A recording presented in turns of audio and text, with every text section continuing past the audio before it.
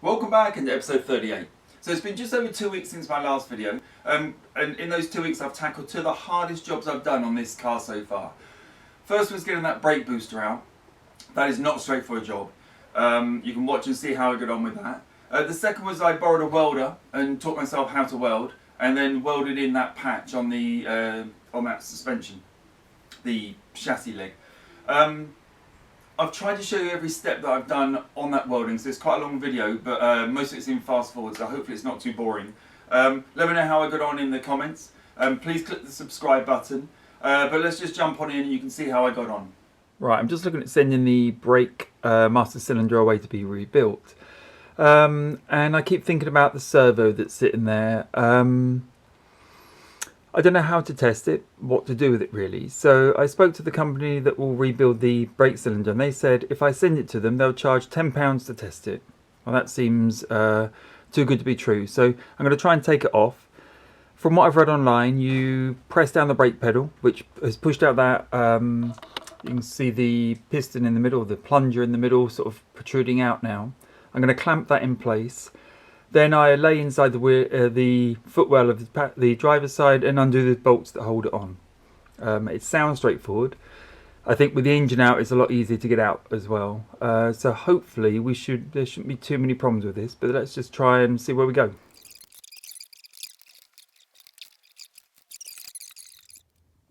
I'll try and film something under here. Okay, so this is in the driver's footwell. This is the brake pedal here. Pushed down fully, so it's fully depressed. I use a stick to sort of hold it down for a little while, but there's no resistance pushing it back, so I guess it can just sit like that. There's a little bit of trim you pull out the way. Then beneath that, you can just see here, there's 4 of these nuts that go on the bolts on the back end of the brake servo. A bit of a challenge, but I've undone those. So then what we need to do, there was a little sort of clip on here which I've taken off. It's somewhere in the footwell at the moment. Now I need to push this pin here, go straight through. I need to push it out this end, take that out, and then that will release this part of the brake servo. There's also a nut. Now it's quite hard to see if I can just pull it out of the way. There's like a plastic bellow here, sort of cover. Pushing that back, there's a nut. Now you can just see where my finger is here. That nut you undo. I don't know why yet. I suspect that was holding this on. We're going to find out as I try and get that pin out. This one up here. That I think is going to need some leveraging. I'm going to need 2 hands to do that, so I'm going to put the camera down for a little while. But basically I'm going to take that pin out, and I'm hoping the whole assembly can then just sort of be pulled out from the engine side. Well, try as I might, that pin will not come out of there. That's the this pin that's in here. It will not come out. So I've doused it in my penetrating oil. I'm going to leave it for a while. But yeah, I've been tapping it on the end with a hammer. I've tried levering it out. I've tried molar grips on it, sort of trying to twist it here. It's rusted, I think, inside this part here. This, as I press the pedal up and down, you can see it rotate slightly. So it's definitely not, yeah, it's not rusted on here. But this end, I can move my arm. This end here doesn't move relative to the thing that it's sitting in. So I'm guessing it's rusted solid there. If you watch, it doesn't rotate. So I'll just keep going. I'm going to let it soak with the penetrating oil for a little while and just see if that helps. Ultimately it has to come out, so it's a matter of finding how to get the force on it to remove it. So after a long time of fighting in the footwell, I gave up trying to sort of get this pin out and just cut it. You can see I've cut there. It's where it's sort of rusted into the pedal side. This pin sort of goes across and into the pedal here. Easy just to cut. So now what I'm trying to do is get the brake booster out, which is in there. That is in tight, so I've wrestled with it for a while. I have pushed the rod back and sort of clipped it with these grips. What I'm actually going to do is undo all of this. I'm going to remount this with bolts on the other side and press it even harder with a block of wood. I can sort of jam it underneath the foot pedal, so it really pushes the plunger through, and then I'll grip it. I'm also not happy how this is gripping. It might be sort of scratching the plunger, what you call it, the rod. So I'm just going to do that again. I think I can actually put something on the end there that doesn't damage it. So I'm going to have a look at doing that now. Right, I've reattached the servo now to get it clamped off better. I'm not sure you can see, but I've used a piece of metal with a hole in it going across the hole, and a Jubilee clip, so just sort of wrapped around the plunger shaft, whatever you want to call it, to sort of hold it in place. So now hopefully that pulls it out of the footwell far enough that I can just ease this out. I'm hoping it's going to come out in one go, which is why I've confidently put the camera on. I'm really close.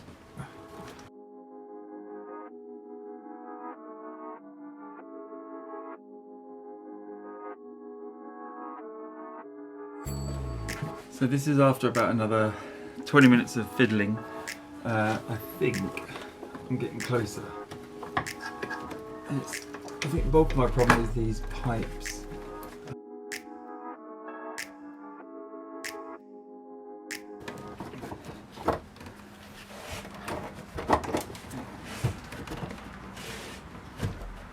I don't know what's holding it in anymore.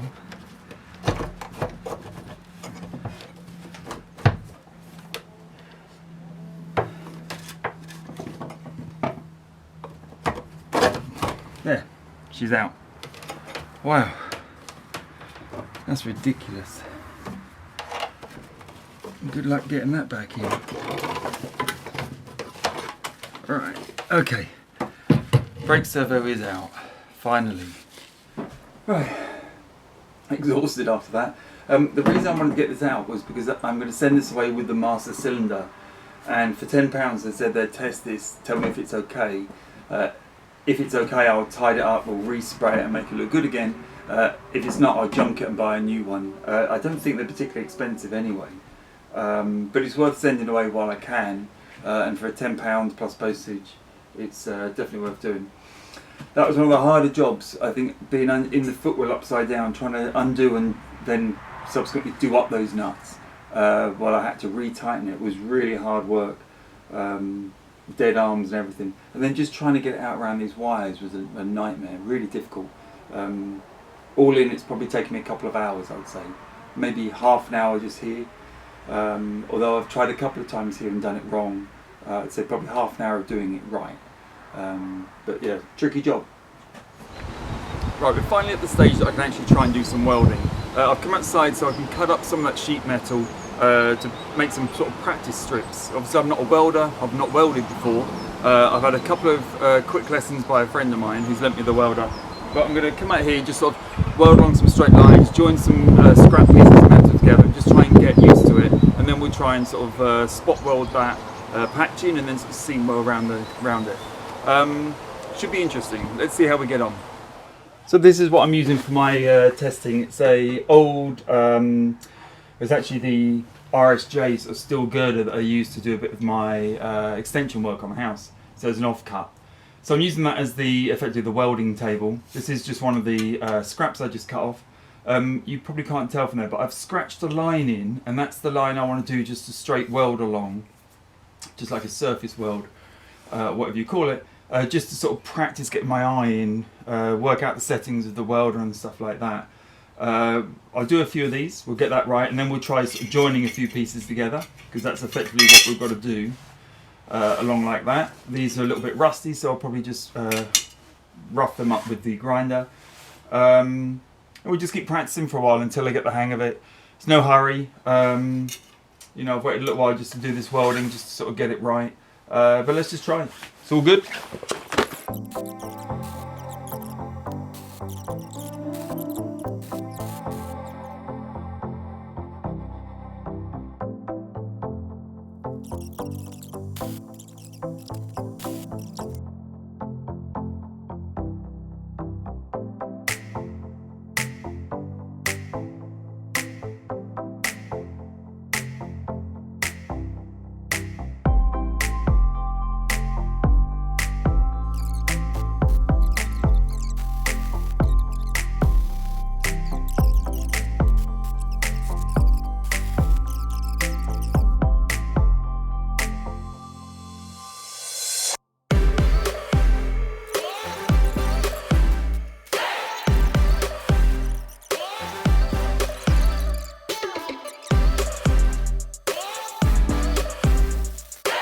Right, my last weld attempt looked like that, which I'm pretty happy with. So I'm actually going to try and tack the plate in now. Always bearing in mind that I can grind down the welds when I've done them a little bit. I probably won't because I'm just taking away strength, but ultimately if I can get it looking like any of those beads along there, I'll be quite happy.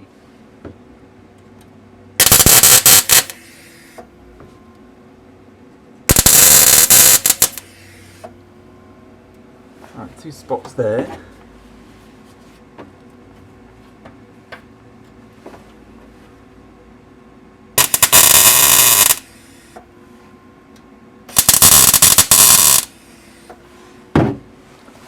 Right, so there's 4 spots on it, holding it in place. And then what I'll probably do is, I mean that fits pretty well. Got a lot of burning smell. I'm not going to do it tonight. I'm actually going to. It's quite a lot of burning smell. Take that off in a minute. I'm going to just double check a video I was watching online, but I'll probably do it in sort of segments. Probably 3 along the bottom, 3 across the top, and then the sides just all in one go. Let's leave it there for tonight though. I don't want to rush the job. Right, so today's the day, weld day. I think I've practiced as much as I can, and ultimately what I weld on here I'm probably going to grind down anyway. This is all sprayed with the what is it, weld through zinc primer. I'm going to try just coming down here first and just check how that works. It might be that I'm going to sort of grind this primer off just to make it raw metal, but let's just try. So from this spot weld to that spot weld, it's absolutely flush. I've just sort of been checking that now. I'm going to go quite slow and leave quite a nice weld, quite a lot of material so it goes in the gap, because the gap is maybe 1/2 mil or something like that. Let's have a go at this one and see how that one goes.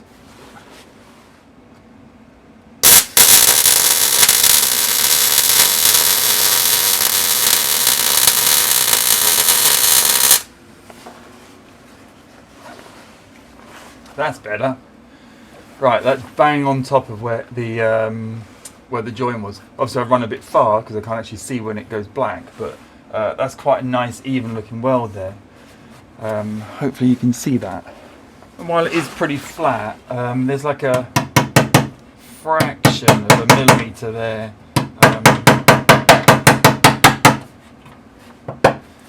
Just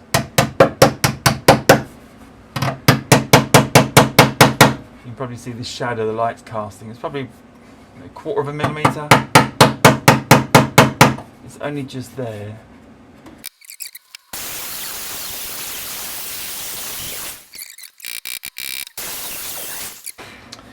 So let's run our weld.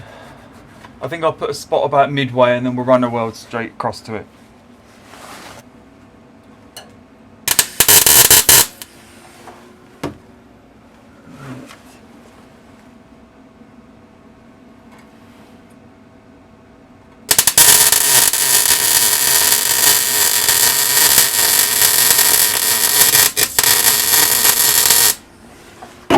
Let's blend through. I can build that up again. I'm struggling to see where I'm going with it.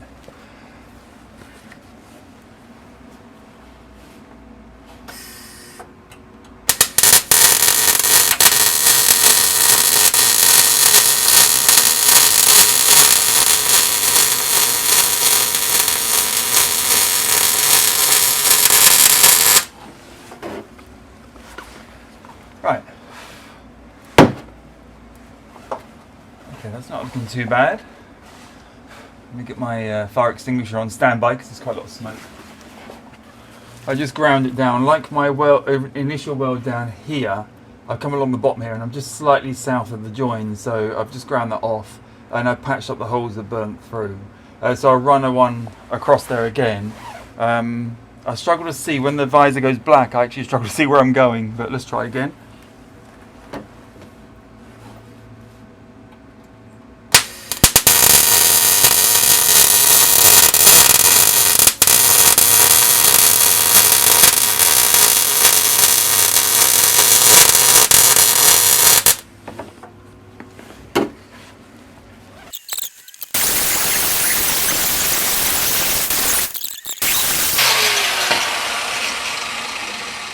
there's a much bigger hole to fill on this side. Just checking this on the camera. It's not quite on the camera, is it? Let's just turn you a little bit. Here there's a bit of a bigger gap, so I'm going to have to work a bit of material in there. Let's give that a go.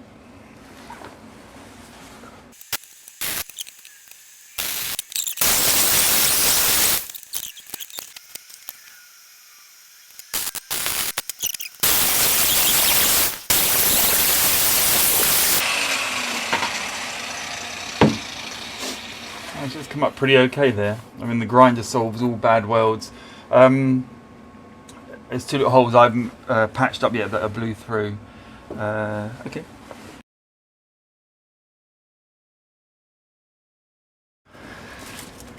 So on this side, I didn't take off that primer. I don't like welding through that primer, and the weld just didn't seem very good. And of course, I missed the joint anyway. So I've taken it back off, and I'll just quickly whip down there. The rest of it's looking pretty good after I've ground it down. It actually looks quite nice.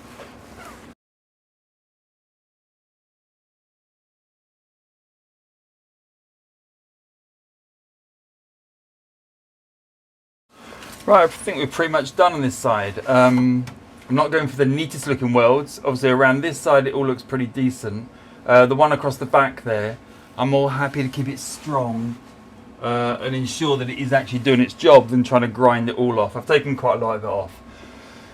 But it's going to be painted over anyway, so I don't feel I need to grind it down to nothing to try and hide a weld. I'm not worried about that. But quite buff. Me hitting it with a hand is not going to break it, let's hope. It looks pretty good, I think. Yeah. I'm quite happy with that. Couple of little tiny bits I just want to patch up. But yeah, it's okay. So the next job is to try to work out this piece. So I wanted to get that in first, and you'll notice I've not squirted Waxol inside. What I'm going to do, because I want to spray the underside of this plate, I'm going to drill a hole through. I've got to locate where to do that, probably down here somewhere. I'll drill a hole through and put the lance through, and then squirt all the inside with Waxol or some kind of rust preventer, sort of preserver. Then I've got this plate, which I'm going to spot weld on and then bend it into shape. It goes approximately there. It's going to be pretty tricky. There's going to be a lot of spot welds. It's not going to be any runs, I don't think. Yeah, it's going to be a lot trickier. I'll probably save this for the next video. I'll do it off camera and then show you the result. It takes up a lot of time trying to do the welding. Okay, well, I'm just going to tidy this up a little bit more and then probably leave that bit there. Okay, I'm going to wrap up the video there. At least we got it all done, I would say, as opposed to I'm really pleased with the progress. I would say we got it done. What I'd say is welding is hard. It's very easy to put a weld down, but to get it really neat and tidy is the tricky bit, and that probably takes years and years of experience. It's very different to welding on my bench, where I could get a really nice consistent bead after I actually recharged the gas. The initial tests I did were all bubbly and pitted because there was no gas. With the gas, you can lay a nice bead down. Actually, in on the car, much harder. I got a couple that were good, but most of them came out quite lumpy, required grinding down and stuff. But the patch I've put in, I've only put that one patch in that you've seen. I'm happy that's solid. It's going to be all covered up with understeel and everything anyway, so it doesn't need to be pristine. Going forward, I'm going to tackle that next patch. That's going to be a bit harder due to its shape, and I'm just thinking now whether it's the correct shape, and I may recut it all to be a bit stronger, to give a bit more strength, as opposed to have a fold in it. I need to have a proper look at that and decide. But we'll save that for the next video. So as ever, thank you for watching. See you next time.